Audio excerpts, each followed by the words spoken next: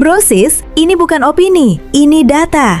Riset Indostrategi ngerilis skor kinerja kementerian di tahun pertama pemerintahan baru, dan hasilnya nggak semuanya aman. Beberapa kementerian justru masuk daftar performa terendah, termasuk sektor energi sampai urusan HAM. Isunya jelas, lingkungan dipertanyakan, komunikasi dinilai normatif, dan pelanggaran HAM masa lalu belum tuntas. Jadi ini bukan sekedar angka di laporan. Ini alarm keras kalau publik sekarang nggak cuma lihat jabatan, tapi bukti kerja nyata. Data Indostrategi menunjukkan Kementerian HAM 2,79, PKP 2,77, dan ESDM 2,74. Masih di bawah 3,0, perlu perbaikan. Peningkatan kinerja Kementerian HAM jadi sorotan dalam penyelesaian kasus HAM masa lalu. Data Indostrategi, skor 2,79 dari 5 masih di bawah standar, perlu peningkatan nyata. Faktor utama, kasus pelanggaran HAM masa lalu belum tuntas. Lebih dari 12 kasus tertunda lebih dari 25 tahun. Analisis USG menunjukkan tidak ada pengadilan HAM ad hoc, 554 total 14. Political will Jaksa Agung, 554 total 14. Impunitas pelaku, 455 total 14. Ini prioritas utama, harus segera ditangani. Masalah utama, kinerja Kementerian HAM rendah 2,79 dalam penyelesaian kasus HAM masa lalu. Penyebabnya, tidak ada pengadilan HAM ad hoc, Jaksa Agung menolak berkas Komnas HAM, dan political will yang lemah serta tidak konsisten. Akibatnya, impunitas meluas, korban tanpa keadilan, kepercayaan publik menurun, dan pelanggaran berpotensi terulang. Penyebab permasalahan, keadilan tanpa penyelesaian. Contoh kasus nyata, tragedi 1965 hingga 66, Trisakti dan Semanggi, pembunuhan Munir 2004, penghilangan paksa aktivis 97 hingga 98, serta kasus Papua dan Aceh, hingga pengakuan tanpa tindakan.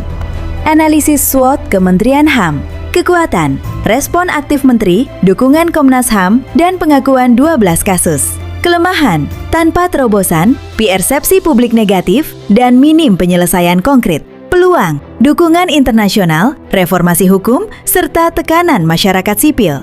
Ancaman, penguatan militer, budaya impunitas, dan pembungkaman suara kritis. Tapisan McNamara, seleksi prioritas solusi.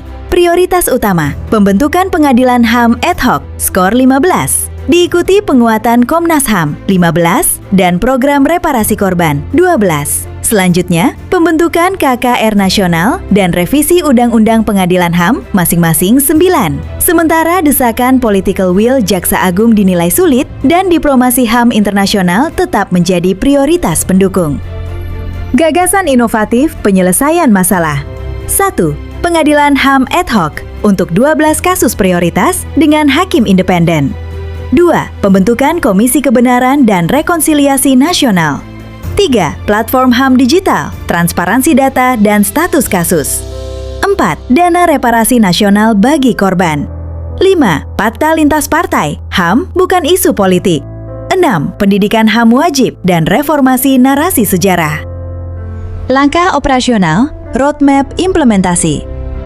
Fase 1, 0-6 bulan. Proses 12 berkas HAM, bentuk tim khusus, audit kinerja, dan terbitkan Perpres reparasi korban. Fase 2, 6-18 bulan.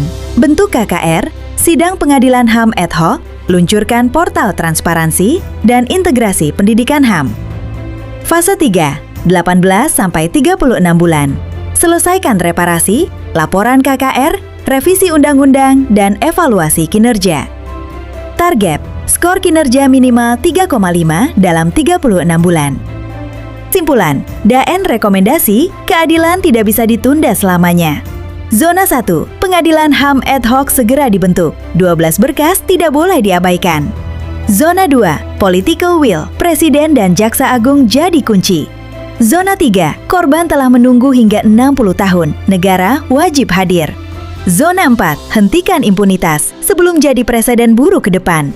Basarnas, LPSK, Kemenaker, IMIPAS, kami kelompok 2.1 mengucapkan terima kasih.